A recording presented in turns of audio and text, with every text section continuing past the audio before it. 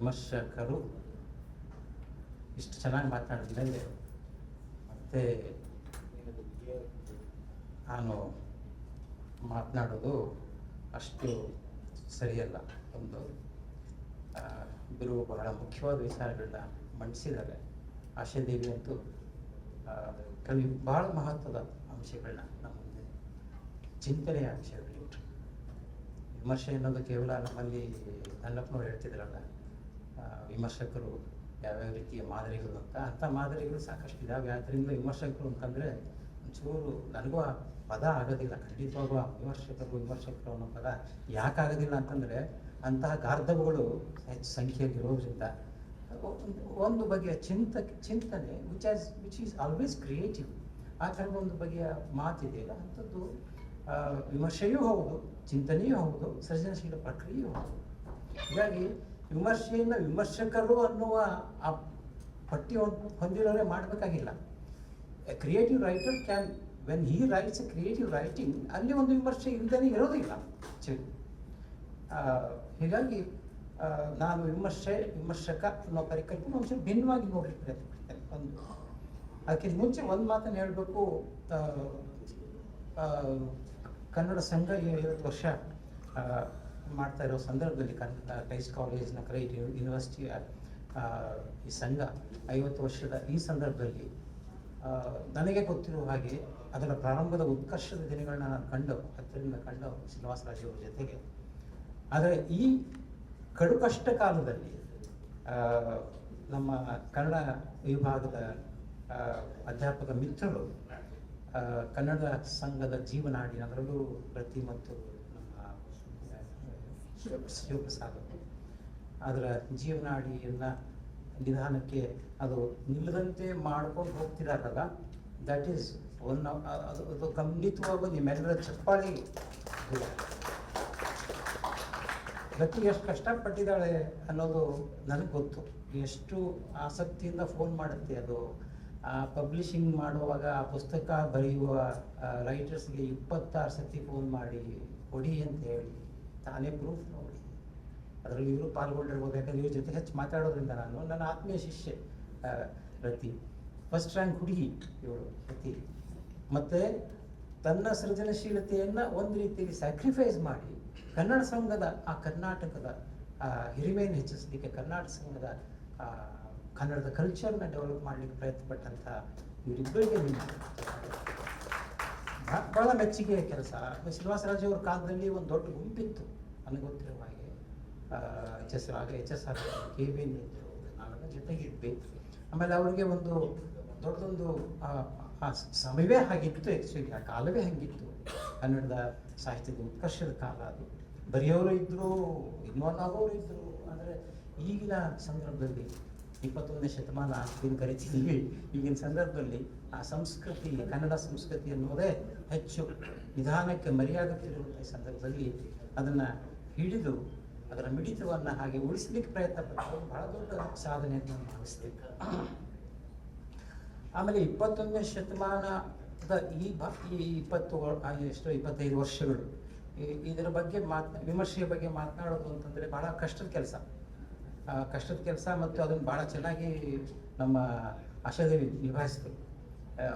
What are the perspective of 21st century ಅಂತ ಅನ್ನೋವಾಗ ಅದನ್ನು ಹಾಗೆ ಏಕಾಏಕಿ ಬಿಡಿ ಮಾಡಿ ನೋಡೋಕ್ಕಾಗಲ್ಲ. ಹೀಗಾಗಿ ಅವ್ರು ಯಾವುದನ್ನ 20ನೇ ಶತಮಾನದ ಬಹುದೊಡ್ಡ ಚಿಂತನೆಗಳು ಕರಿತೀವಿ, ಅದರ ಅನೇಕ ಎಡೆಗಳು ವಾಸ್ತವವಾಗಿ ಮುಂದೆ ದೊಡ್ಡ ದೇವಾಂಗವಾಗಿ, ಅಂದರೆ ಒಂದು ವಸ್ತ್ರವಾಗಿ ನಿರ್ಮಾಣಗೊಳ್ತಾರೆ. ಆ ರೀತಿಯಲ್ಲಿ ತಗೋಬೇಕು ನಾವು. 25 ವರ್ಷಗಳ ವಿಮರ್ಶೆ ಅಥವಾ ಬರವಣಿಗೆ ಅನ್ನೋದು ಹಾಗೆ ದತ್ತಂತ ಹುಟ್ಟಿರುವಂಥದ್ದಲ್ಲ. ಅದರ ಎಳೆಗಳು ಸಾಕಷ್ಟು 20ನೇ ಶತಮಾನದಲ್ಲಿ ಇರ್ತವೆ ಮತ್ತು ಅನೇಕ ಮುಖಾಮುಖಿಯನ್ನು ಮಾಡಿಕೊಂಡಿರ್ತವೆ. ಪ್ರಧಾನವಾದದ್ದು ಯಾವುದು ಅನ್ನೋದು ನಮ್ಮಲ್ಲಿ ನಿಧಾನಕ್ಕೆ ಗೋಚರವಾಗ್ತಾ ಹೋಗ್ತದೆ ಅನ್ನೋದು ಬಹಳ ಮಹತ್ವದ ವಿಷಯ. ಹೀಗಾಗಿ ಎಂಪೆರಿಕಲ್ ಆಗಿ ಈ 25 ವರ್ಷಗಳಲ್ಲಿ ಯಾರು ಏನು ಎತ್ತ ಅಂತ ಮಾತನಾಡೋದು ಬಹಳ ದೊಡ್ಡ ಕಷ್ಟದ ಕೆಲಸ. ಆದರೆ ತೀವ್ರವಾದ ಸಂವೇದನೆಗಳೇ ಏನು ಅನ್ನೋದನ್ನ ಕುರಿತು ಮಾತನಾಡಲಿಕ್ಕೆ ಸಾಧ್ಯ ಇದೆ. ಅದನ್ನ ಕುರಿತು ಹಾಗೆ ಆಶಾದೇವಿ ಭಾಳ ಚೆನ್ನಾಗಿ ಮಾತನಾಡಿದ್ರು ಮತ್ತು ಅದರ ಸೂಕ್ಷ್ಮವಾದ ವಿಚಾರಗಳನ್ನ ಅಲ್ಲಿ ಬರಬೇಕಾಗಿ ದಂಡಪ್ಪನವರು ಕರೆಕ್ಟಾಗಿ ಅಲ್ಲಿ ನಿಂತು ಹೋಯ್ತು ಅಂತ ಅನ್ನಿಸ್ತು ನನಗೆ. ವಾಸ್ತವವಾಗಿ ಆ ರೀತಿಯ ಅನೇಕ ಪಾಯಿಂಟ್ಗಳು ದಂಡಪ್ಪನವರು ಇದ್ದು, ಆದರೆ ಅಲ್ಲಿಗೆ ನಿಂತ್ಕೊಂತ ಸಮಯದ ಅಭಾವದಿಂದ ನನಗೆ ಕಾಣಿಸ್ತದೆ. ನಿನ್ನೆ ರತಿ ನನಗೆ ಬೆಳಿಮಲೆ ಅವರು ಭಾಷಣ ಕಳಿಸ್ಕೊಟ್ರು, ಅದನ್ನು ಕೇಳಿದೆ ನಾನು, ಅವ್ರ ಉದ್ಘಾಟನಾ ಭಾಷಣನ. ಸ್ವಲ್ಪ ನಿರಾಶೆ ಆಯಿತು. ಯಾಕಂತಂದರೆ ಅವರು ಹೇಳ್ತಾರೆ ನಿರಾಶೆ ಆಗುತ್ತೆ, ಈ ಈ ಕಾಲದ ಬರವಣಿಗೆ ನೋಡಿದ್ರೆ ನಿರಾಶೆ ಆಗುತ್ತೆ, ಅನೇಕ ರೀತಿಯ ಮುಖ್ಯವಾದಂಥ ಕೆಲವು ಪ್ರಮೇಯಗಳನ್ನ ಎತ್ಕೋಬೇಕಾಗಿತ್ತು. ಅದು ಉದಾಹರಣೆಗೆ ಅವ್ರು ಹೇಳೋದು ಅಂತಂದರೆ, ಈ ಕೊರೋನಾ ಮುಂತಾದ ಕೊರೋನಾ ಬಗ್ಗೆ ಒಂದು ಕೃತಿಗಳು ಬಂದಿಲ್ಲ, ಹಿಜಾಬ್ ಘಟನೆ ಆಯಿತು ಅದರ ಬಗ್ಗೆ ಒಂದು ಕೃತಿ ಬರಲಿಲ್ಲ ಅನ್ನೋ ಮಾತನ್ನು ಎತ್ಕೊಳ್ತಾರೆ. ಸ್ವಲ್ಪ ನಿರಾಶೆ ಹುಟ್ಟಿಸುತ್ತೆ ಅನ್ನೋ ಮಾತನ್ನು ಹೇಳ್ತಾ ಇದ್ರು ಅವರು. 25 ವರ್ಷ ಅನ್ನೋದು ಒಂದು ರೀತಿ ನಿಜವಾದ ಮಾತು ಇದ್ದಿರ್ಬೋದು. 25 ಒಂದು ತಲೆಮಾರು ತಗೊಳ್ಳೋಣ, ಪ್ರತಿ ತಲೆಮಾರು ಹಾಗೆ ಭಿನ್ನವಾಗಿ ಯೋಚನೆ ಮಾಡ್ತದೆ ಅನ್ನೋದು ನಿಜ ಇರಬಹುದು. ಯಾಕಂತಂದರೆ ನಾವು ಯಾವುದನ್ನ ಆಧುನಿಕ ಕಾಲದಲ್ಲಿ ಚೇಂಜ್ ಅಂತ ತಗೊಂಡಿದ್ದೀವಿ, ನವೋದಯದಿಂದ ನವ್ಯ, ನವ್ಯದಿಂದ ಬಂಡಾಯ ಅಂತ ತಗೊಂಡಿದ್ದೀವಿ. ಅದಕ್ಕೆ ಕಾಲಘಟ್ಟದ ಲೆಕ್ಕ ಹಾಕಿದ್ರೆ ಸುಮಾರು 25 ಅಂತ ಬರ್ತದೆ ನಿಜ. ಆದರೆ ಅದನ್ನು ಒಂದು ತಲೆಮಾರಿನ ಚಿಂತನೆಯ ಪಲ್ಲಟ ಅಂತ ಕೂಡ ತಗೋಬೇಕಾಗ್ತದೆ ಅಂತ ಕಾಣಿಸ್ತದೆ. ಹೀಗಾಗಿ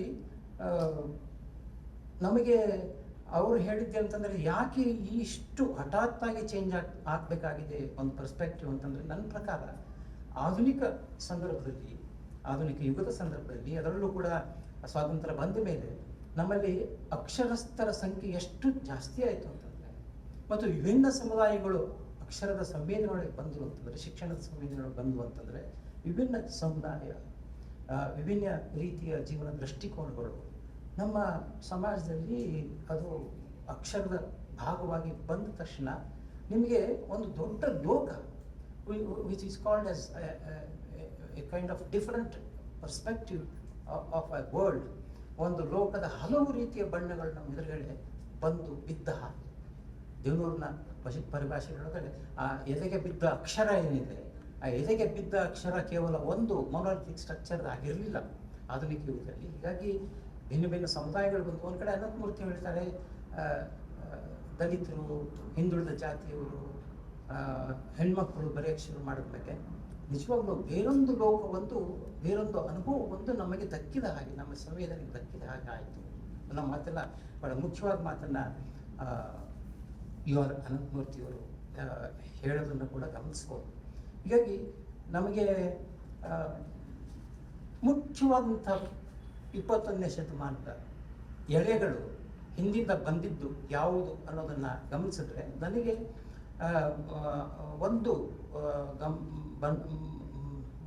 ಮುಖ್ಯವಾಗಿ ಗಮನಿಸ್ಬೇಕಂತ ಒಂದು ಅಂಶ ಯಾವುದಂತ, 20ನೇ ಶತಮಾನದ 2 ಮುಖ್ಯ ಫಿಲಾಸಫೀಸ್, ಅವುಗಳ ನೀವು ಸೋಷಿಯಲ್ ಫಿಲಾಸಫಿ ಅಂತಾರು ಕರೀರಿ, ಪೊಲಿಟಿಕಲ್ ಫಿಲಾಸಫಿ ಅಂತಾರು ಕರೀರಿ, ಅವುಗಳನ್ನ ಕಲ್ಚರಲ್ ಫಿಲಾಸಫಿ ಅಂತಾರು ಕರೀರಿ, ಅವೆಲ್ಲವನ್ನೂ ಒಳಗೊಂಡ ಹಾಗೆ 2 ಬಹುದೊಡ್ಡ ನಮ್ಮ 20ನೇ ಶತಮಾನದ ಚಿಂತನೆಯನ್ನು ಬದಲಾಯಿಸಿದ 2 ಮುಖ್ಯ ತಾತ್ವಿಕತೆಗಳು, ಒಂದು ಮಾರ್ಕ್ಸ್ವಾದ, ಇನ್ನೊಂದು ಅಸ್ತಿತ್ವವಾದ ಮತ್ತು ಮಾರ್ಕ್ಸ್ವಾದ ಎಷ್ಟು ದೊಡ್ಡ ಪ್ರಭಾವವನ್ನು ಇಡೀ ಜಗತ್ತಿನ ಮೇಲೆ ಮಾಡಿದ್ವು ಅಂತಂದರೆ, ಅದು ಯುರೋಪಿನ ಜಗತ್ತಂತೂ ನಿಮಗೆ ಹೆಚ್ಚು ಕಡಲೆ ತನ್ನ ಚಿಂತನೆಯನ್ನು ಬದಲಾಯಿಸ್ಕೊಂಡಂಥ, ತನ್ನ ಸೃಜನಶೀಲತೆಯ ಮನೋಭಾವವನ್ನು ಬದಲಾಯಿಸ್ಕೊಂಡಂಥ ಕಾಲ ಅದು. ಅವೆರಡೂ ಕೂಡ ತನ್ನ ಹಿಂದೆ ಇದ್ದಂಥ ಕಾಲ ಯಾವುದಿತ್ತು, ಒಂದು ಕ್ರಿಶ್ಚಿಯನ್ ಥಿಯಾಲಜಿಯ ಮನಸ್ಥಿತಿಯ ಕಾಲವನ್ನು ಎದುರು ಹಾಕ್ಕೊಂಡು ನಾನು ಯಾಕಿದ್ದೀನಿ ಅಂದರೆ ನಾನು ಯೋಚನೆ ಮಾಡ್ತೀನಿ ಅನ್ನುವಂಥ ಒಂದು ಪರ್ಸ್ಪೆಕ್ಟಿವ್ ಬಂದಾಗ 20ನೇ ಶತಮಾನದಲ್ಲಿ ಇರುವ ಮನುಷ್ಯನು ಮಾಡಬೇಕಾದಂಥ ಕೆಲಸ ಯಾವುದು ಅಂತ ಹೇಳುವ ಮುಖ್ಯವಾದಂಥ ಮತ್ತು ಅವನ ಆಕ್ರಂದನೆಗಳೇನು ಅಂತ ಹೇಳುವಂಥ ತಾತ್ವಿಕತೆಗಳು 20ನೇ ಶತಮಾನದಲ್ಲಿ ಬಂದು, ಅದು ಮಾರ್ಕ್ಸ್ವಾದಿ ಚಿಂತನೆ ಮತ್ತು ಅಸ್ತಿತ್ವವಾದಿ ಚಿಂತನೆ. ಲೋಕವನ್ನು ಆ ಕಾಲದಲ್ಲಿ ಇವುಗಳು ನೋಡಿದ ದೃಷ್ಟಿಕೋನ ನೋಡಿದ್ದೀವಿ. ಒಂದು ಮಾರ್ಕ್ಸ್ವಾದ ಇಡೀ ಲೋಕವನ್ನು ಒಂದು ಬೈನರಿ ಆದಂಥ ಲೋಕವನ್ನಾಗಿ ನೋಡ್ತು, ಎದುರು ಬದಲಾಗ ಅದನ್ನು ಶತ್ರು ಮಾದರಿಯ ಲೋಕ ಅಂತ ಕರೆಯೋಣ. ಬಂಡವಾಳಶಾಹಿಗಳು ಒಂದು ಕಡೆಗಿದ್ದರೆ ಒಂದು ಕಡೆ ಕಾರ್ಮಿಕರು ಅಂತ ಇಟ್ಕೊಂಡು, ಅಸ್ತಿತ್ವವಾದ ಭಿನ್ನವಾಗಿ ಮನುಷ್ಯನ ಒಂಟಿತನವನ್ನು ನೋಡ್ತು, ಮನುಷ್ಯನ ಆಕ್ರಂದನವನ್ನು ನೋಡ್ತು, ಮನುಷ್ಯನ ಈ ವರ್ತಮಾನದ ಆತಂಕವನ್ನು ನೋಡ್ತು. ಇವೆರಡೂ ಕ್ರಿಯೇಟ್ ಆಗಿದ್ದು ಆಗ ಆಧುನಿಕತೆ ಬೆಳವಣಿಗೆಯಾಗಿ ಯಂತ್ರ ನಾಗರಿಕತೆ ಪಶ್ಚಿಮದಲ್ಲಿ ಹೆಚ್ಚು ಅಗಾಧವಾಗಿ ರೂಪುಗೊಂಡಾಗ ಬೆಳೆದು ಬಂದಂಥ 2 ಫಿಲಾಸಫಿಗಳು. ಆದರೆ ಈ ಎರಡೂ ಫಿಲಾಸಫಿಗಳು ನಾವು ಮತ್ತೆ ಯೋಚನೆ ಅನೇಕ ಕಡೆ ಮಾತನಾಡಿದ್ದು ನಾವಿಲ್ಲ, ಹೆಚ್ಚು ಪುರುಷ ಕೇಂದ್ರಿತವಾದಂಥ ಆಲೋಚನೆ ಆಗಿದ್ವು ಅನ್ನೋದನ್ನು ಗಮನಿಸ್ಬೇಕು. ಯಾಕೆ ಅಂತಂದರೆ ಈ ಬಯನರಿ ಧೋರಣೆಗಳೇನಿದ್ದವು ಇವುಗಳು ನಿಮಗೆ ಈ ಲೋಕವನ್ನು ಎರಡು ಲೋಕವನ್ನು ಒಡೆದು, ಅದು ನಮ್ಮ ಸೃಜನಶೀಲ ಬರಹದಲ್ಲಿ ಬಹಳ ಮುಖ್ಯ ಬಂತು. ಯಾವ್ಯಾವುದು ಅಂತಂದರೆ ನೀವು ಬಡವ ಶ್ರೀಮಂತ, ನಗರ ಮತ್ತು ಗ್ರಾಮ, ಹೆಣ್ಣು ಮತ್ತು ಗಂಡು, ಈ ರೀತಿಯ ಬಯನರಿ ಲೋಕವನ್ನು ನೋಡುವಂಥ ಒಂದು ಸನ್ನಿವೇಶದಲ್ಲಿ ಹೆಚ್ಚು ಪ್ರಾಮುಖ್ಯತೆ ನಮಗೆ ನಮ್ಮ ಈ 20ನೇ ಶತಮಾನದ ಬರಹಗಾರರು, ಅದರಲ್ಲೂ ಹೆಚ್ಚು ಸಂಖ್ಯೆಯಲ್ಲಿ ಬರೆದಂಥ ಪುರುಷ ಬರಹಗಾರರು ಎತ್ಕೊಂಡಂಥ ಥೀಮ್ ಯಾವುದಪ್ಪ ಅಂತಂದರೆ ಮುಖ್ಯವಾಗಿ ಪಟ್ಟಣ ಮತ್ತು ಹಳ್ಳಿ ಹಾಗೂ ಬಡವ ಮತ್ತು ಶ್ರೀಮಂತ, ಈ ಮಾದರಿ. ಆದರೆ ಹೆಣ್ಣು ಮತ್ತು ಗಂಡುನ ಮಾದರಿಯ ಈ ಬೈನರಿ ಲೋಕವನ್ನು ಹಾಗೆ ಗಂಡು ಮಾಡಿದ್ದಿಲ್ಲ. ಅದನ್ನು ಗಂಡು ಅಂತಂದರೆ 20ನೇ ಶತಮಾನದ ಈ ಚಿಂತನೆ ಮಾಡಿದ್ದಿಲ್ಲ.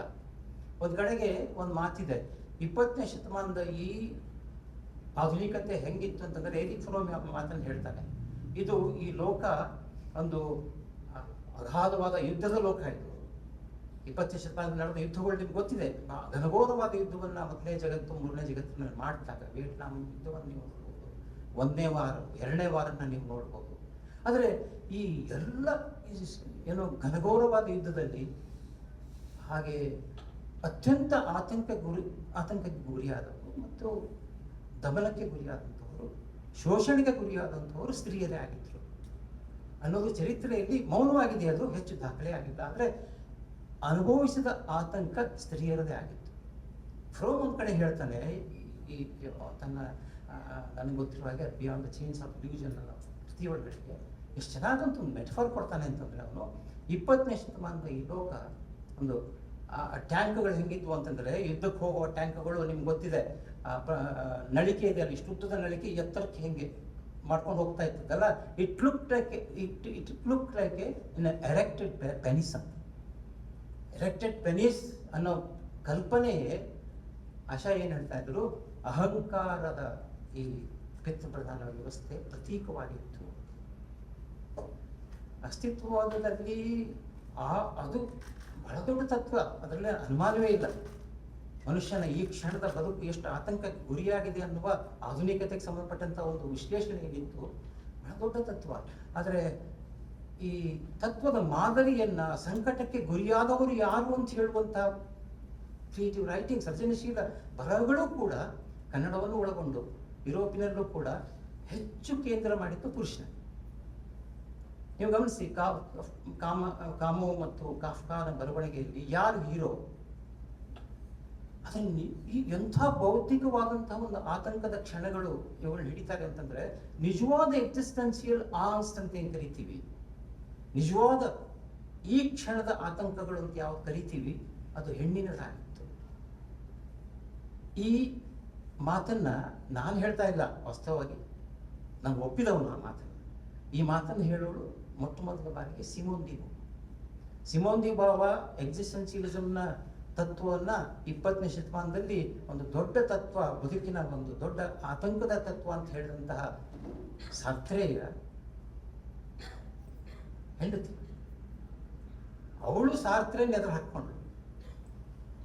ನಿಜವಾಗ್ಲೂ ಆತಂಕ ಇರುವುದು, ನಿಜವಾದ ಎಕ್ಸಿಸ್ಟೆನ್ಸಿಯಲಿಸಮ್ನ ಆಂಗ್ಸ್ಟ್ ಇರೋದು ಹೆಣ್ಣಿಗೆ ಹೊರತಾಗಿ ಗಂಡಿಗ. ಅವಳ ಬಹಳ ಪ್ರಮುಖವಾದ ಮ್ಯಾಗ್ನಮ್ ಓಪಸ್ಸಲ್ಲಿ ಬರೀತಾಳೆ ಮಾತನ್ನ ಸಿಮೋನ್ ದಿ ಬಾವ. ಅಂತಂದ್ರೆ ಈ ಆಧುನಿಕ ಯುಗದಲ್ಲಿ ಹೆಣ್ಣನ್ನ ಆಬ್ಜೆಕ್ಟ್ ಆಗಿ ನೋಡಲಾಗ್ತಾ ಇದೆ, ವಸ್ತುವನ್ನಾಗಿ ನೋಡಲಾಗ್ತಾ ಇದೆ. ಇದನ್ನು ಪರಿಹರಿಸ್ಕೋಬೇಕಾದ್ರೆ ಗಂಡಿನಿಂದ ನೀವು ಯಾವುದನ್ನು ಪಡೆಯಕ್ಕೆ ಸಾಧ್ಯ ಇಲ್ಲ. ಇಂಗ್ಲೀಷ್ನಲ್ಲಿ ಅದು ಟ್ರಾನ್ಸ್ಲೇಟ್ ಆಗಿ ಬಂದಿರೋ ಮಾತುಗಳು ನಾನು ತಂದಿದ್ದೆ, ಬಟ್ ಇಲ್ಲಿ ಪುಟ ಸಿಗ್ತಿಲ್ಲ ಮತ್ತು ಸಮಯದ ಕಾರಣಕ್ಕಾಗಿ ಅದನ್ನು ಹೇಳಕ್ಕೆ ಹೋಗ್ತಾ ಇಲ್ಲ, ಹೇಳಬಲ್ಲೆ ನಾನು ನನಗೆ. ಅವಳು ಒಂದು ಮಾತನ್ನು ಹೇಳ್ತಾಳೆ, ಈ ಯಾವುದನ್ನ ಪದಾರ್ಥವನ್ನಾಗಿ ನೋಡಲಾಗ್ತಾ ಇದೆ ಅಂತಹ ಪದಾರ್ಥ ನೋಟದ ಒಂದು ಧೋರಣೆಯನ್ನು ನಾವು ಬದಲಾಯಿಸ್ಕೋಬೇಕಾಗಿದೆ. ನಾವು ಸಬ್ಜೆಕ್ಟ್ಗಳಾಗಬೇಕಾಗಿದೆ ಹೊರತಾಗಿ ಆಬ್ಜೆಕ್ಟ್ಗಳಲ್ಲ ಅನ್ನೋ ಮಾತೊಂದು.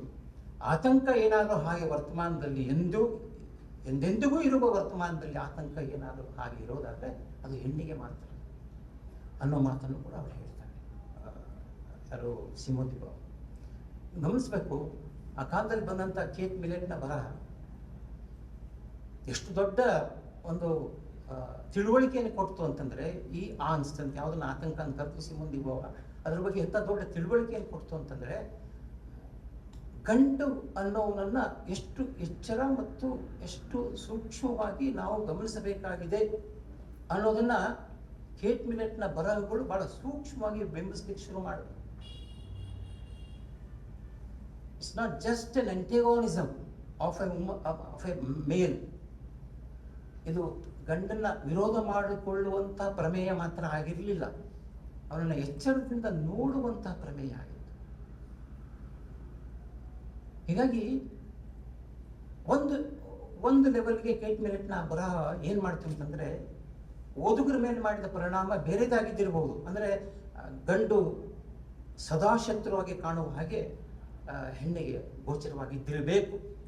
ಆದರೆ ಕೇಟ್ ಮಿಲೆಟ್ನ ಜೀವನವನ್ನು ನೀವು ನೋಡಿದ್ರೆ ಗೊತ್ತಾಗುತ್ತೆ, ಕೊನೆಗೆ ಎಷ್ಟು ಬಹಳ ದಾರುಣವಾದಂಥ ಎಲಿನೇಷನ್ ಹೋದ್ರು ಅವಳು ಅಂತಂದರೆ, ಶಿ ಬಿಕೇಮ್ ಒಂದು ದೊಡ್ಡ ಡೆಮೆನ್ಷಿಯಾ ಒಂದು ಸಿಜೋಫರ್ನಿಕ್ ಆದ್ದು, ಅನೇಕ ಮಾತ್ರೆಗಳನ್ನ ತಗೊಂಡ್ಳು. ಆ ಒಂಟಿತನ ಎಷ್ಟು ಕಾಡ್ತೋ ಆ ಹೆಣ್ಣಿಗೆ ಅಂತಂದರೆ ನಿಜವಾದ ಪ್ರೀತಿ ದಕ್ಕಲೇ ಇಲ್ಲವೆ. ಅವಳು ಓದಿದಾಗ ನನಗೆ ಆವಾಗ ಅನಿಸ್ತಾ, ನಿಜವಾದ ಪ್ರೀತಿಯನ್ನು ಈ ಪಿತೃಪ್ರಧಾನ ವ್ಯವಸ್ಥೆ, ಆ ಗಂಡು ಅನ್ನುವಂಥ ಆರ್ಗ್ಯಾನಿಕ್ ಬಾಡಿ ಅಂತ ಯಾವುದನ್ನು ಹೇಳಿ ಕರಿತಾ ಇದ್ರು ಇವರು, ಆರ್ಗ್ಯಾನಿಕ್ ವಿಮರ್ಶೆ ಅಂತ ಒಂದು organic body could not give A kind of love that A woman needed. ಪ್ರಶ್ನೆ ಕೇಟ್ ಮಿಲೆಟ್ ಓದುವಾಗ ನಾನು ಮತ್ತೆ ಹಾಂಟ್ ಮಾಡುತ್ತೆ, ನನಗೆ ಕಣ್ಣಲ್ಲಿ ನೀರು ಬರುತ್ತೆ ಕೆಲಸಕ್ಕೆ. How could she dye in that state of affairs? ನನಗೆ ಇಂಥ ಸಂದರ್ಭದಲ್ಲಿ ನಿಜವಾದ ಒಂದು ಸೂದಿಂಗ್ ಅಂತ ಅನಿಸಿದ್ದು ನಮ್ಮ ಇವಳು ಪುಸ್ತಕ, ನಂತರ ಬಂದ ಶ್ರೀಮತಿ ಅನುವಾದ ಮಾಡಿದವಲ್ಲ, ಯಾವುದು ಬೆಲ್ ಹುಕ್ಸ್ ಭಾಳ ಡಿಫ್ರೆಂಟ್ ಆಗಿ ಕೇಟ್ ಮಿಲೆಟ್ನ ತಗೊಂಡು ಡಿಫ್ರೆಂಟ್ ಭಾಳ ವಿಭಿನ್ನವಾಗಿ ಗ್ರಹಿಸ್ಲಿಕ್ಕೆ ಶುರು ಮಾಡ್ತಾರೆ. ಅಂದರೆ ಈ ಸ್ತ್ರೀವಾದದ ಪರಿಕಲ್ಪನೆ ಅನ್ನೋದು ಕೇವಲ ಸಾಹಿತ್ಯಿಕವಾದದ್ದು ಮಾತ್ರ ಅಲ್ಲ, ಇದು ಬದುಕಿಗೆ ಸಂಬಂಧ ಪ್ರಶ್ನೆ ಇದೆ. ಯಾಕೆ it becomes relevant every time ಅಂತಂದರೆ, ನಿಮಗೆ ಅದು ದಿನನಿತ್ಯದ ಬದುಕು ಮತ್ತು ಸಂಬಂಧಗಳಿಗೆ ಸಂಬಂಧಪಟ್ಟಂಥ ಪ್ರಶ್ನೆ ಆಗಿರೋದ್ರಿಂದ, ಮತ್ತು ಇದು ಒಂದು ನಾಗರಿಕತೆಯನ್ನು, ಒಂದು ಸಂಸ್ಕೃತಿಯನ್ನು, ಯಾವುದನ್ನು ನಾವು ಬಯಾಲಜಿಕಲ್ ಆದಂಥ ಒಂದು ಫ್ಯೂಚರಿಸ್ಟಿಕ್ ಆದಂಥ ಒಂದು ಜಗತ್ತಿಗೆ ನಾವು ಕೊಡಬೇಕಾದಂಥ ಒಂದು ನೆಲೆ ಕೂಡ ಇದೆ ಅಂತ ನಾವು ಭಾವಿಸಿರೋದ್ರಿಂದ ಒಂದು ರೀತಿಯ ತನ್ಮೆಯ ಭಾವ, ಪ್ರೀತಿಯ ಭಾವ, ಮತ್ತು ಯಾವುದನ್ನು ಇಲ್ಲಿರೋನು ಇಲ್ಲಿಗೆ ಬರಬೇಕು ಮತ್ತು ಇಲ್ಲಿರೋಳು ಇಲ್ಲಿಗೆ ಹೋಗ್ಬೇಕು ಅನ್ನೋ ಭಾವ, ಯಾವುದನ್ನು ಪುರುಷ ಅಹಂಕಾರ ಇಳಿದು ಸ್ತ್ರೀಯ ಕೀಳರಿಮೆ ಅದು ಹೋಗಿ ಸಮಭಾವಕ್ಕೆ ಬರಬೇಕು ಅನ್ನೋ ಭಾವ ಏನಿತ್ತು, ಆ ಭಾವವನ್ನು ಬೆಲ್ ಹುಕ್ಸ್ ತನ್ನ ಕೃತಿಯಲ್ಲಿ ತಾತ್ವಿಕವಾಗಿ ಬಹಳ ಚೆನ್ನಾಗಿ ಮಾಡಿಸಿದ್ರು. ಅನೇಕ ಬಾರಿ ಈ ರೀತಿಯ ಮೆಂಟಲ್ ಟಾರ್ಚರ್ಗೆ ಗುರಿಯಾಗುವಂಥ ರೇಷಿಯೋ ವೈಸ್ ಸಂಖ್ಯೆ ಯಾಕೆ ಹೆಣ್ಣುಗಳಲ್ಲಿ ಜಾಸ್ತಿ ಆಯಿತು 20ನೇ ಶತಮಾನದಲ್ಲಿ ಅನ್ನೋದಕ್ಕೆ ಇದು ಒಂದು ಕಾರಣ ಇದ್ದಿರ್ಬೋದು, ಗೊತ್ತಿಲ್ಲ. ಆದರೆ 21ಕ್ಕೆ ಈ ರೀತಿಯ ಎಳೆಗಳೇನಿದ್ದಾವೆ, ದಾರುಣವಾದಂಥ ಎಳೆಗಳು, ನಿಮಗೆ ಅಂದರೆ ತನ್ನ ಐಡೆಂಟಿಟಿಯನ್ನು ಭಾಳ ತನ್ನ ಹಕ್ಕು ಅನ್ನುವ ಹಾಗೆ ನೋಡುವ ಒಂದು ಪರಿಕ್ರಮ 21ನೇ, ಅಂದರೆ 20ನ್ನು ಆ ಅನುಭವವನ್ನು ಗಳಿಸಿ 21ರಲ್ಲಿ ಅದು ಒಂದು ಮುಖ್ಯವಾದಂಥ ದೇವಾಂಗವಾಗಿ ಆ ಹೆಣ್ಣುಗಳ ಬರವಣಿಗೆಯಲ್ಲಿ ಕಾಣಿಸ್ತಾ ಇದೆ ಅಂತ ಭಾವಿಸ್ತೀವಿ. ಅದೊಂದು ದೊಡ್ಡ ಬಟ್ಟೆಯಾಗಿ, ದಾರಿಯಾಗಿ ಅಂತ ಕೂಡ ಕರೆಯೋಣ, ಕಾಣಿಸ್ತಾ ಇದೆ. ಅದು ಪುರುಷ ವಿರೋಧಿ ಮಾತ್ರ ಅಲ್ಲ, ಪುರುಷನ ಅಹಂಕಾರವನ್ನು ಹೇಗೆ ಅದು ಕಳೆದುಕೊಳ್ಳಬೇಕು ಅನ್ನುವ ತಿಳುವಳಿಕೆಯ ಮಾತುವಾಗಿ, ತನ್ನ ಕೀಳರಿಮೆಯೊಂದು ಹೇಗೆ ಹೋಗಬೇಕು ಅನ್ನುವ ಮಾತುವಾಗಿ ಅದು ಪರಿಣಮಿಸ್ತಾ ಇರುವಂಥ ಯಂಗರ್ ರೈಟರ್ಸ್ ನನಗೆ ಭಾಳ ಖುಷಿ ಕೊಟ್ಟಿದ್ದಾರೆ ಇತ್ತೀಚೆಗೆ. ಅನೇಕರನ್ನು ಹೆಸರಿಸ್ಬೋದು, ಆದರೆ ನಾನು ಹೇಳಿದೆ ಎಂಪರಿಕಲ್ ಆಗಿ ಮಾತಾಡೋಕ್ಕೆ ಹೋಗಲ್ಲ ನಾನು, ಯಾಕಂದರೆ ಒಬ್ಬರನ್ನ ಹೆಸರು ಇನ್ನೊಂದು 4 ಜನ ಹೆಸರಿಸ್ಬೇಕಾಗುತ್ತೆ. I don't want to give the names here. ಆದರೆ ನನಗೆ ಗೊತ್ತಿದೆ, ಪುರುಷೋತ್ತಮ ಬೆಳೆ ಮೇಲೆ ಹೇಳುವ ನಿರಾಶೆ ಅನ್ನೋದು ಬಹುಶಃ ಅವ್ರ ಸಾಹಿತ್ಯವನ್ನು ಓದದೇ ಬಂದಿರೋ ಮಾತು ಅಂತ ಅಂದ್ಕೊಳ್ತೀನಿ ನಾನು. ನನ್ನ ಯಂಗರ್ ರೈಟರ್ಸ್, ನನ್ನ ನಾನು ಓದಿರುವ ಅನೇಕ ಮಹಿಳಾ ಬಹುಶಃ ಆಶಾ ಸುಮಾರು ಕೃತಿಗಳಿಗೆ ಮುನ್ನುಡಿ ಬರೆದಿದ್ದಾರೆ. ಆಶಾ ಬರೆದಿದ್ದಾರೆ, ಸಾಕಷ್ಟು ಜನ ಬರೆದಿದ್ದಾರೆ, ಚೆನ್ನಿ ಬರೆದಿದ್ದಾರೆ. ಅವರ ಯೋಚನೆ ಬಹಳ ವಿಭಿನ್ನವಾಗಿದೆ. 20ನೇ ಶತಮಾನದ ಹೆಣ್ಣುಗಳ ಥರದ ಯೋಚನೆ ಅಲ್ಲ ಅದು. 20ನೇ ಶತಮಾನದಲ್ಲಿ ಒಂದು ವಿಮರ್ಶೆ ಮಾತು ಬಂತು, ಹೆಣ್ಣುಗಳ ಭಾಷೆ ಮೌನ ಅಂತ. ಹಂಗಲ್ಲ ಅದು, ಮೌನ ಅಲ್ಲ ಅದು. ಅದು ಗಂಟಿನ ವಿಮರ್ಶೆಯ ಒಂದು ಸೂಕ್ಷ್ಮವಾದಂಥ ಒಂದು ಒಂದಾರ್ಧ ಭಾಷೆ ಅಂತ ನನಗೆ ಈಗಲೂ ಅನಿಸುತ್ತೆ. ಮೌನದ ಭಾಷೆ ಎಂದೆಂದೂ ಹಾಗಿರೋದಿಲ್ಲ. ಅದು ಎವ್ರಿ ಟೈಮ್ ಅದು ತನ್ನನ್ನು ತಾನು ಹೇಗೆ ಪ್ರೊಟೆಸ್ಟ್ ಮಾಡಬೇಕು ಹಾಗೆ ಪ್ರೊಟೆಸ್ಟ್ ಮಾಡುತ್ತೆ ಅನ್ನೋದು ಜಗತ್ತಿನ ಹೆಣ್ಣಿನ ಬದುಕು. ಯಾವ ರೀತಿಯ ತನ್ನ ಒಳಕ್ರಮದ ಬದುಕನ್ನು ಹುಡುಕೊಳ್ಳುತ್ತೆ ಅನ್ನೋದು ಭಾಳ ಅದೊಂದು ದೊಡ್ಡ ವಿಚಾರನೇ ಅದು. ಆ ವಿಚಾರಕ್ಕೆ ಬರೋದಿಲ್ಲ. ಆದರೆ 20ನೇ ಶತಮಾನದಲ್ಲಿ ಕನ್ನಡದ ಬರಹಗಾರ್ತಿಯರು ಈ ಒಂದು ಹೊಸ ರೀತಿಯ looking in to their identity, ಆಮೇಲೆ ಅದಕ್ಕೆ ಸಂಬಂಧಪಟ್ಟಂತೆ ಹೊಸ ಭಾಷೆಯನ್ನು ನಿರ್ಮಾಣ ಮಾಡೋದ್ರ ಕಡೆಗೆ. ಯಾಕಂದರೆ ಹೊಸ ಭಾಷೆಯ ಅವಶ್ಯಕತೆ ಭಾಳ ಬೇಕಾಗಿದೆ ಈಗ. ಯಾಕಂದರೆ ಬರಿತಾ ನಾವು ಗಂಡು ಭಾಷೆಗೆ ಹೋಗ್ಬಿಡ್ತೀವಲ್ಲ, ಆ ಗಂಡು ಭಾಷೆಯನ್ನು ಮೀರುವಂಥ ಕ್ರಮ ಹೆಂಗೆ? ಅದು ವಸ್ತುವಿನ ಹಿಡಿಯೋ ದಾಟಿಯಲ್ಲೂ ಇದೆ, ಹಾಗೆ ವಸ್ತುವಿನ ಹಿಡಿಯೋ ದಾಟಿಯಲ್ಲಿಯೇ ಭಾಷೆ ಒಂದು ರೂಪುಗೊಳ್ತದೆ ಅನ್ನೋ ಕಾರಣಕ್ಕಾಗಿ ಹೊಸ ಕಾಲದ ಬರಹಗಾರ್ತಿಯರು ಆ ರೀತಿಯ ಮಾದರಿಯನ್ನು ರೂಪಿಸ್ಕೊತಾರೆ. ಲಲಿತಾ ಬಸವಯ್ಯ ಇರ್ಬೋದು, ಸಾಕಷ್ಟು ಜನ ಉದಾಹರಣೆ ವೆರಿ ಯಂಗ್ ರೈಟರ್ಸ್ ಕೂಡ ಇದ್ದಾರೆ ನಮ್ಮ ನಡುವೆ.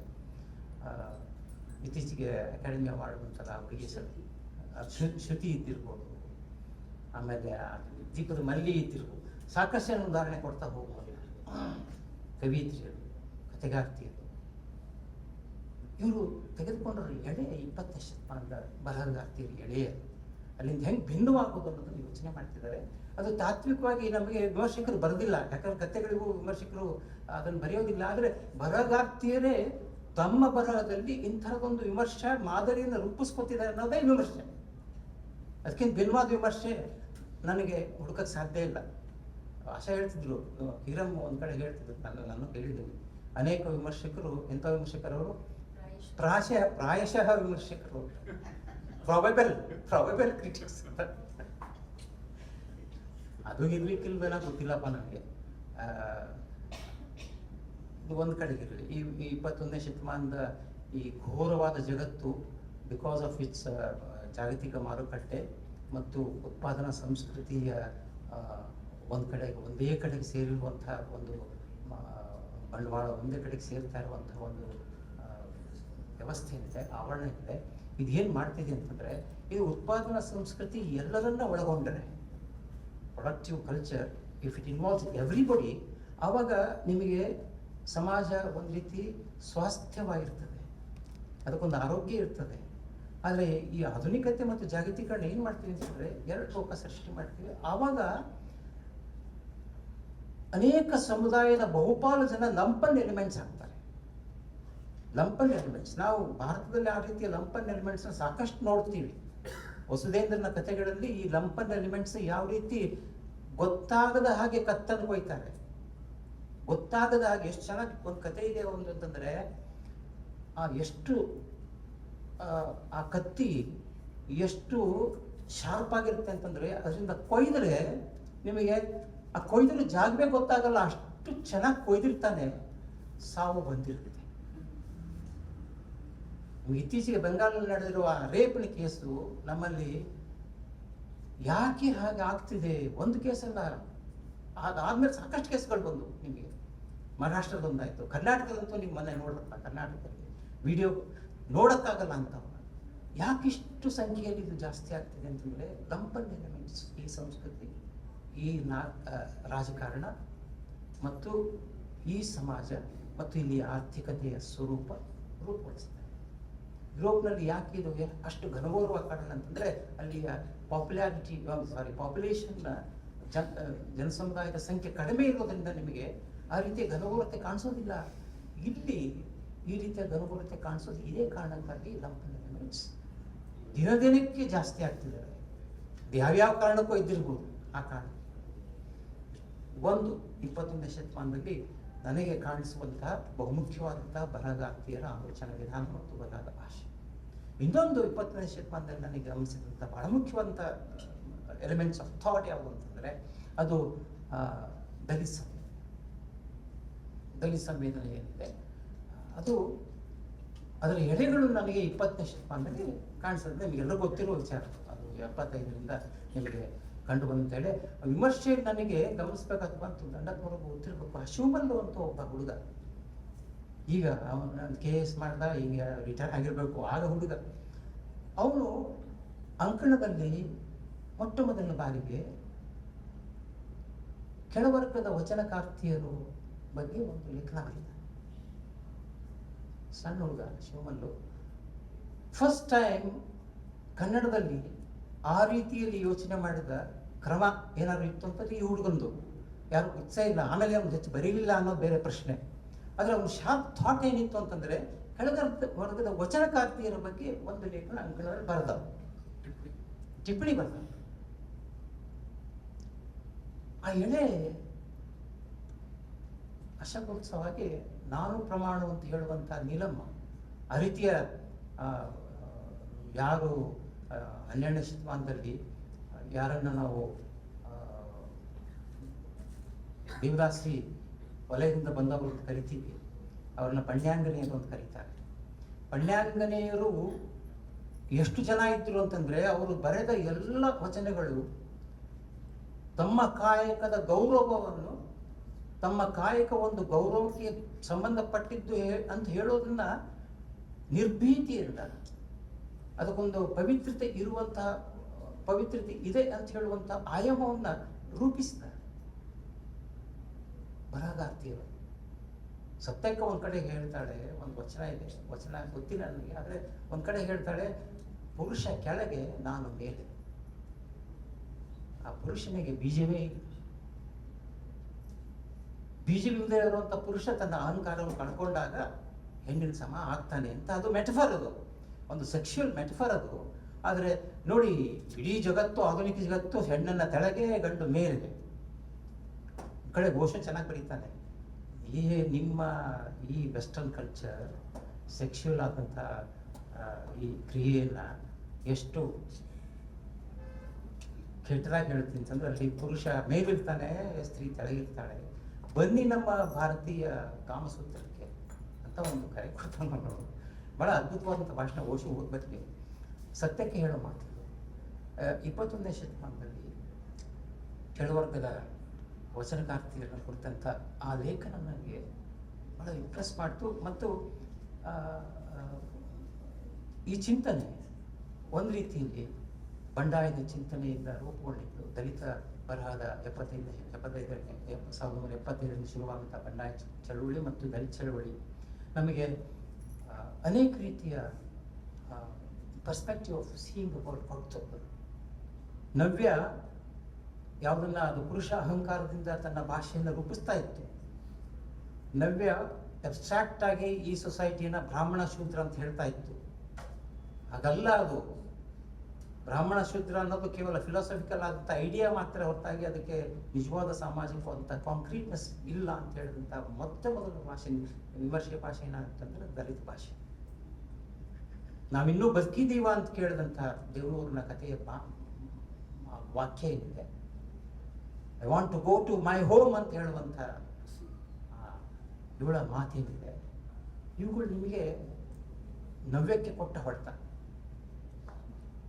ತೇಜಸ್ವಿ ಬಗ್ಗೆ ಹೇಳಿದ ಮಾತು ಕರೆಕ್ಟ್. ಅದು ತೇಜಸ್ವಿಯ ಎಲ್ಲ ಗೌರವದಿಂದಲೇ ಆ ನವ್ಯ ಬರಹಗಾರರು ಯಾಕೆ ಹೆಣ್ಣನ್ನ ಸೆಕ್ಷುವಲ್ ಆಬ್ಜೆಕ್ಟ್ ಆಗಿ ನೋಡಿದ್ರು ಅನ್ನೋದು ಪ್ರಶ್ನೆ ನಾವು ಎತ್ಕೋಬೇಕಾಗಿದೆ. ವಾಸ್ತವವಾಗಿ ಚಿದಂಬರ ರಹಸ್ಯದಲ್ಲಿ ಒಂದು ಕಡೆ ಬರುತ್ತೆ ಆ ಮಾತನ್ನು ಹೇಳ್ತಿದ್ದೆ ಅವ್ರ ಜೊತೆಗೆ. ನಾನು ಚಿದಂಬರ ರಹಸ್ಯದಲ್ಲಿ ದೊಡ್ಡ ಕ್ರಾಂತಿ ಆಗುತ್ತೆ, ಇಡೀ ಬೆಂಕಿ ಬೀಳುತ್ತೆ, ಅದನ್ನು ತಪ್ಪಿಸ್ಕೊಂಡಿದ್ರು ಹೊಸ ಜೀವನ ಕಟ್ಟಬೇಕು ಅನ್ನೋ ಮೆಟಫರ್ ರೂಪುಕೊಳ್ತಾ ಇದೆ. ಜಯಂತಿ ಮುಂದಕ್ಕೆ ಹೋಗ್ತಾಳೆ, ಇವ್ನು ಹಿಂದಕ್ಕೆ ಹೋಗ್ತಾ ಇದ್ದಾನೆ.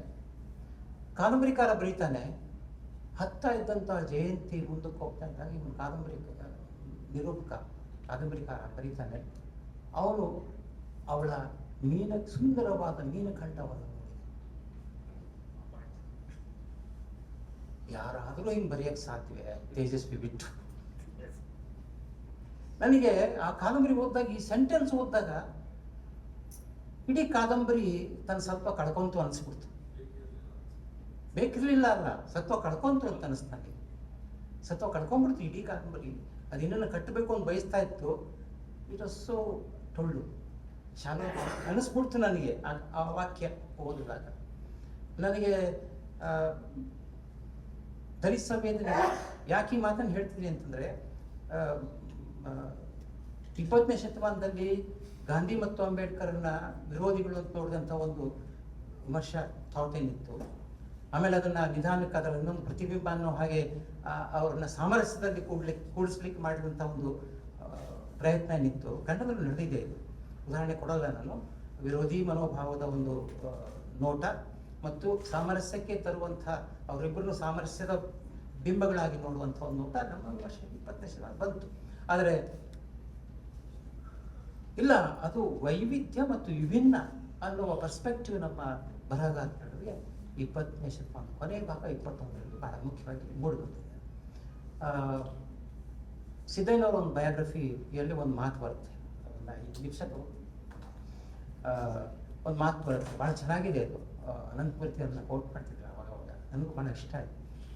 ಹಿಂದೆ ಅಸ್ಪೃಶ್ಯ ಕಥೆಗಳಲ್ಲಿ 20ನೇ ಶತಮಾನ ಪ್ರಾರಂಭದಲ್ಲಿ ತನ್ನ ಐಡೆಂಟಿಟಿ ಮುಚ್ಕೊಳ್ತಾ ಇದ್ರು. ಅಸ್ಪೃಶ್ಯ ಅನ್ನೋ ಐಡೆಂಟಿಟಿ ಮುಚ್ಕೊಳ್ತಾ ಇದ್ರು.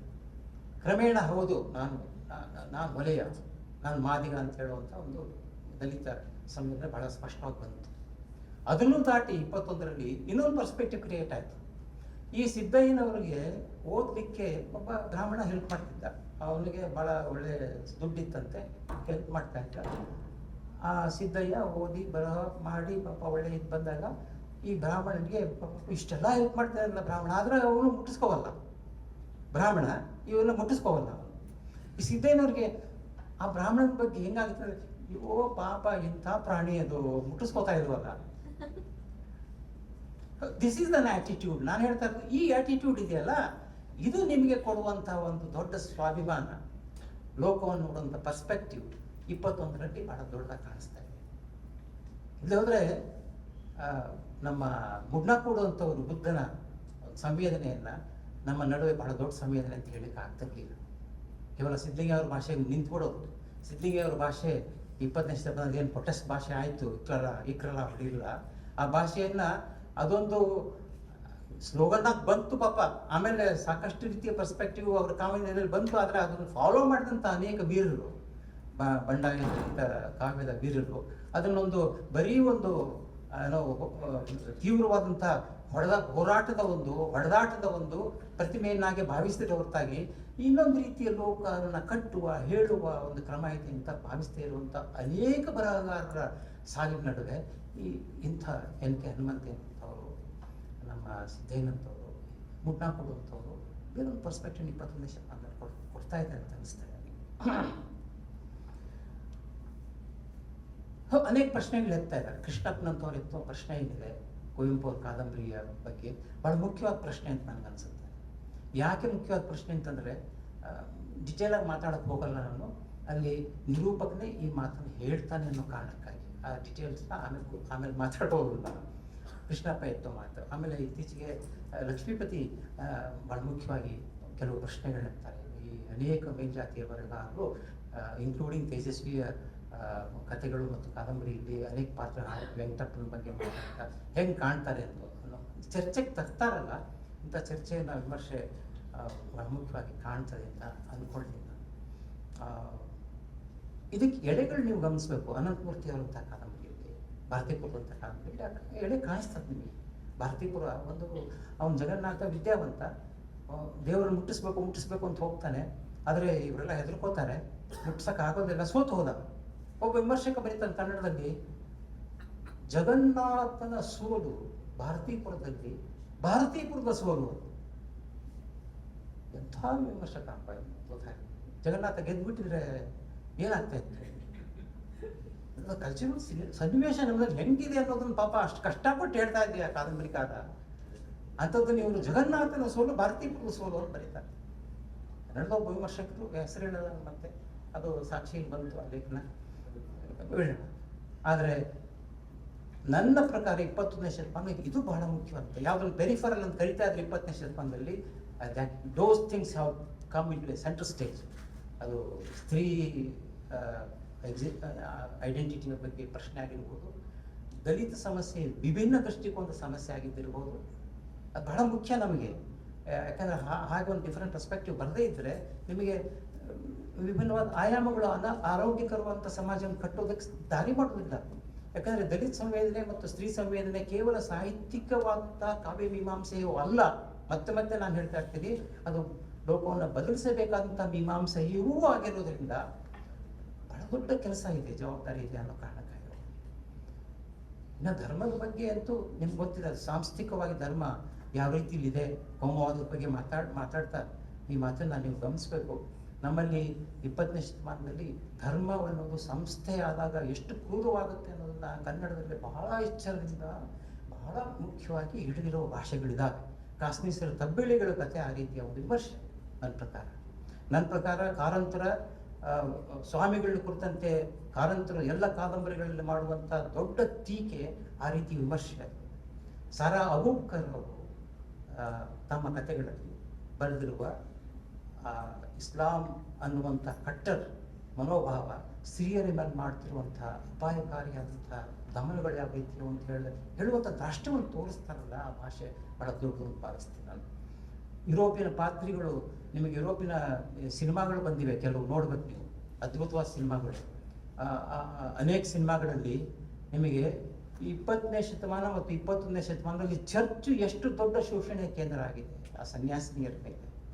ಆಮೇಲೆ ಅದು ನಿಜವೂ ಹೌದು. ನಿಮಗೆ ಡಾಕ್ಯುಮೆಂಟರಿ ಎವಿಡೆನ್ಸಸ್ನ ಇಡೀ ಜಗತ್ತಿನಲ್ಲಿ ಇನ್ಕ್ಲೂಡಿಂಗ್ ಇಂಡಿಯಾ, ಈ ಪಾದ್ರಿಗಳನ್ನು ಏನಿದ್ದಾರೆ ಆ ಪಾದ್ರಿಗಳು ಅಲ್ಲಿರುವ ಚರ್ಚ್ನಲ್ಲಿರುವಂಥ ಕೆಥೆಡ್ರಲ್ನಲ್ಲಿರುವಂಥ ಹೆಣ್ಣುಗಳು ಸನ್ಯಾಸಿನಿಯರ ಮೇಲೆ ಮಾಡಿದಂಥ ಶೋಷಣೆಯ ದೊಡ್ಡ ಹಿಸ್ಟಾರಿಕಲ್ ಆದಂಥ ಎವಿಡೆನ್ಸಸ್ನ ಅದು ದಾಖಲೆ ಮಾಡಿಟ್ಟಿದ್ದಾರೆ. ಅನೇಕ ಸಾಹಿತ್ಯಿಕ ರೈಟಿಂಗ್ಸ್ ಕೂಡ ಬರಲಿವೆ, ಬಗ್ಗೆ ಸಿನಿಮಾಗಳಾಗಿವೆ.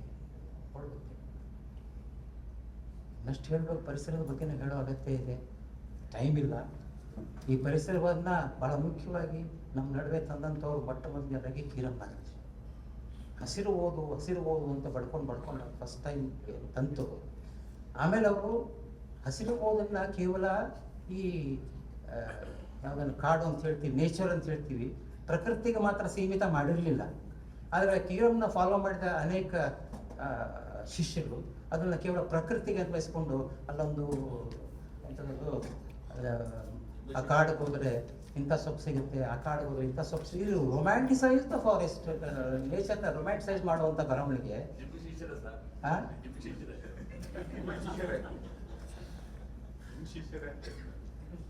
ಇರ್ಲಿ, ಕೀರನ್ ನಾಗರಾಜ್ ಅದನ್ನ ಒಂದೇ ಮನುಷ್ಯ ಪರಿಸರಕ್ಕೆ ತಗೊಂಡು ಹೋದ್ರಲ್ಲ, ಮನುಷ್ಯನ ಪರಿಸರಕ್ಕೆ ತಗೊಂಡು ಹೋಗದಂತ ಆ ಪರಿಸರದ ದೊಡ್ಡ ಕಲ್ಪನೆ ನಮ್ಮಲ್ಲಿ ಹೆಚ್ಚು ಮುಂದುವರಿಬೇಕಾಗಿದೆ. ನನಗೆ ಮೊನ್ನೆ ಒಂದು ಕಡೆ ಸುಮ್ಮನೆ ಕೊನೆಯ ಮಾತು ಎಪಿಲೋಗ್ ಅಂತ ಕೈಯಿಂದ ನಾನು ನಮ್ಮ ವೆಟರ್ನರಿ ಯೂನಿವರ್ಸಿಟಿಯಲ್ಲಿ ಒಂದು ವಾಕ್ ಮಾಡ್ತಾ ಇರುವಾಗ ಅಲ್ಲೊಂದು ವೆಟರ್ನರಿ ನಾಯಿಗಳನ್ನ, ಪಾಪ ಅನಾಥ ನಾಯಿಗಳನ್ನ ಔಷಧಿ ಕೊಟ್ಟು ಮಾಡಿ ಬಟ್ಟೆ ಹಾಕಿ ಎಲ್ಲ ಮಾಡ್ತಿರ್ತಾರಲ್ಲ, ಅಲ್ಲೊಂದು ಅದ್ರ ಮುಂದೆ ಒಂದು ಬಸವಣ್ಣ ಚಿತ್ರ ನೋಡೋದು. ಅದ್ರ ಪಕ್ಕ ದೈವವಿಲ್ಲದ ಧರ್ಮ ಅದಾವುದೈತ, ದೈವವೇ ಬೇಕು ಸಕಲ ಪ್ರಾಣಿಗಳೆಲ್ಲರ. ಆ ವಚನ ಕೋಟ್ ಮಾಡಿ ಆ ಶರಣರಿಗೂ ಆ ನಾಯಿಗಳಿಗೂ ಕೆಲಸ ಮಾಡ್ತಿರುವಂತ ಅರ್ಥಾತ್ ಸಂಬಂಧ ಇಲ್ಲ, ಆದರೂ ಬಸವಣ್ಣ ಮುಂದೆ ಕೂತಿದ್ದ. ನನಗನ್ನಿಸ್ತು ಇದು ಪರಿಸರ. ಅಲ್ಲಿ ಯಾರ್ಯಾರಿದ್ದೋ ವ್ಯಾನ್ ಮೇಲೆ ಕಾಲು ಹೋಗಿ ಕಾಲು ಮುರ್ಕೊಂಡು ಮೂರೇ ಕಾಲಲ್ಲಿ ನೋಡ್ತಿರುವಂಥ 3 ನಾಯಿಗಳಿದ್ದಾವೆ. ನಾನು ತಮಾಷೆ ಮಾಡ್ತಿಲ್ಲ ಮತ್ತು ಸುಳ್ಳು ಹೇಳ್ತಾ ಇಲ್ಲ, ಕಲ್ಪನೆಯೂ ಮಾಡ್ತಾ ಇಲ್ಲ. ನೀವು ನನ್ನ ಜೊತೆಗೆ ಬಂದರೆ 7 ಗಂಟೆಗೆ ತೋರಿಸ್ತೀನಿ. ಅವನು 3 ಕಾಲಿನಲ್ಲಿ ನಡೀತಿರೋ ನಾಯಿಗಳಿದ್ದಾವೆ. ಆಮೇಲೆ ಈ ಶ್ರೀಮಂತರೇನಿದ್ದಾರೆ, ತಾವು ಎಲ್ಲೋ ಹೋಗಬೇಕಾಗಿದೆ, ಈ ನಾಯಿ ಸ್ವಲ್ಪ ವಯಸ್ಸಿಗೆ ಬಂದಿದೆ, ಸಾಕಂಗಿಲ್ಲ, ಎಂಥ ನಾಯಿಗಳು, ಯಾಗಳು ನಾಯಿಗಳು, ಆಮೇಲೆ ಪುಟ್ಟ ಪೊಮರಿಯನ್ ನಾಯಿಗಳು ರಾತ್ರಿ ಬಂದು ತೆಗೆದು ಬಿಟ್ಟರು ಅಂತಂದ್ರಲ್ಲಿ 3 ದಿವಸ ಅಲ್ಲಿರೋ ಗ್ಯಾಂಗ್ ಇದಾವಲ್ಲ ಆ ಲೋಕಲ್ ನಾಯಿಗಳು, ಅವುಗಳನ್ನ ಟೆರರೈಸ್ ಮಾಡಿ ಅವುಗಳು ಬಾಲ ಮುದ್ರಕೊಂಡು 2-3 ದಿವಸ ತಿಂದೇನೆ ಕೊನೆಗೆ they become part of them. ಈ ರೀತಿಯ ಸಕಲ ಲೋಕವನ್ನು ನೋಡುವ ನನಗೆ ಪರಿಸರ ಅನ್ನೋದು ಪ್ರಕೃತಿ ಮಾತ್ರ ಅಲ್ಲ ಅಂತ ಅನ್ನಿಸುವ ಹಾಗೆ ಮಾಡಿದೊಂದು ಅನುಭವ ಕೂಡ ಇದೆ. ನಮ್ಮ ಶ್ರೀಮಂತರು ಬರ್ತಾರೆ ಬೆಲ್ಟ್ ಹಾಕೊಂಡು ನಾಯಿಗೆ, ಅವರಂಥ ಕುತಂತ್ರಿಗಳು ಅಂತಂದರೆ ಈ ನಾಯಿಗಳಿಗೊಂದು ಬಾರ್ಡರ್ ಇದೆ, ಒಂದು ಗುಂಪು ನಾಯಿಗಳು ಒಂದು ಬಾರ್ಡರ್ ಮಾಡ್ಕೊಂಡಿರ್ತಾವೆ, ಅದರಿಂದ ಇನ್ನೊಂದು ಗುಂಪು ಬಂತು ಅಂತಂದರೆ ಅಟ್ಯಾಕಿಂಗ್. ಆದರೆ ಈ ನಮ್ಮ ಬೆಲ್ಟ್ ಹಿಡ್ಕೊಂಡು ಬಂದಿರೋ ಈ ಶ್ರೀಮಂತರು ಎಷ್ಟು ಜಾಣರು ಅಂದರೆ ಒಂದು ಪಾರ್ಲೇಜಿ ತಂದಿರ್ತಾರೆ ಅವರು. ಪಾರ್ಲೇಜಿ ತಂದು ಆ ಬೀದಿ ನಾಯಿಗಳ ಹಾಕಿ 3ನೇ ದಿವಸಕ್ಕೆ ಅವು ಈ ನಾಯಿ ಬಂದರೆ ಬೌಳೋದೇ ಇದೆ. ನನಗೆ ಇವ್ರು ನೋಡಿದಾಗೆಲ್ಲ ಅಮೇರಿಕ ನೆನಪಾಗ್ತಾ ಇರುತ್ತೆ. ಓ ಬಂದ ಅಮೇರಿಕಾ ನೋಡಿ, ಇವುಗಳೆಲ್ಲ ಓದೋದನ್ನು ಮಾಡಾಕ್ಬಿಟ್ಟ. ಇದು 21ನೇ. ನಮಸ್ಕಾರ.